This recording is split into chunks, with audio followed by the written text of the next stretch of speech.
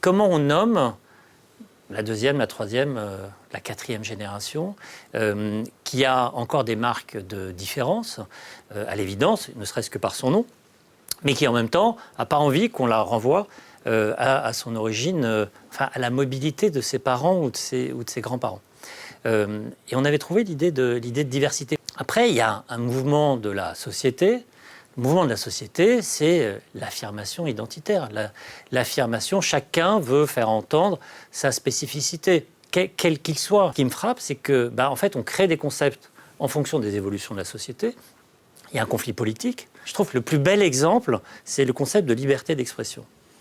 La liberté d'expression, c'est devenu une façon de dire « je suis d'extrême droite et je combats ceux qui sont contre ». Souvenez-vous de J.D. Vance qui arrive à Munich là, en début d'année. Le vice-président américain. Voilà, et qui dit l'Europe, cet horrible agrégat constitué de Nations Unies qui lutte contre la liberté d'expression. Résultat, les États-Unis aujourd'hui sont en train d'interdire toute voix différente. Donc, au nom de la liberté d'expression, c'est le slogan du JDD, ou le JDD News, c'est « Vive la liberté d'expression ». En fait, ça veut dire juste « Vive l'extrême droite ». Un autre concept, je lis le Figaro très souvent, depuis très longtemps. J'ai vu passer la qualification des membres du Front National. D'abord, on est passé du Front National au Rassemblement National. Ça, c'est le changement de nom voulu par Marine Le Pen. Et puis, c'était un parti d'extrême droite. Maintenant, c'est devenu les nationalistes. Pour se décharger du poids de l'idée d'extrême droite, on a été vers un autre concept qui, en fait, était aussi chargé de violence, le nationalisme, versus le patriotisme.